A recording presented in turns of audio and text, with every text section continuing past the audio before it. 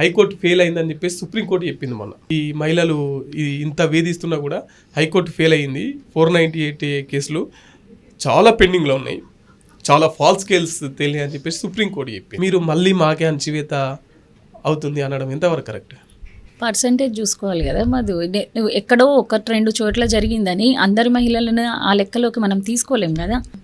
వాళ్ళ ఇళ్లలో చాలా అణచివేత గురవడం నేను రోజు వింటూనే ఉంటాను, రోజు చూస్తూనే ఉంటాను. మరి దాన్ని ఏ విధంగా చూడాలి? మా స్కూల్లో ఒక 32 మంది టీచర్లు ఉంటారు, దాంట్లో 15 నుంచి 16 మంది మహిళలు అణచివేతకు గురవుతున్నారు స్టిల్ టుడే. అలా నేను ఒక్క స్కూల్లోనే చూస్తే మ్యాక్సిమం టీచర్లు అందరూ ఉమెనే ఉంటారు, గురుకులలో కావచ్చు. అలాంటి పరిస్థితులలో ఇప్పుడు వాళ్ళంత కష్టపడి జాబ్ తెచ్చుకొని అన్నని వేలు సంపాదిస్తూ కూడా అణచివేతకు గురవుతూ ఇంకా వర్కింగ్ చేస్తూనే ఉన్నారు. ఎక్కడ చూసాం మనము? చాలా తక్కువ ఇళ్లలో ఉంటాయి అవి, చాలా తక్కువ ఇళ్లలో ఉంటాయి. ఆ 2-3 ఎగ్జాంపుల్స్ తీసుకొని మనం పూర్తి మహిళా ప్రపంచాన్ని జడ్జి చేయలేం కదా.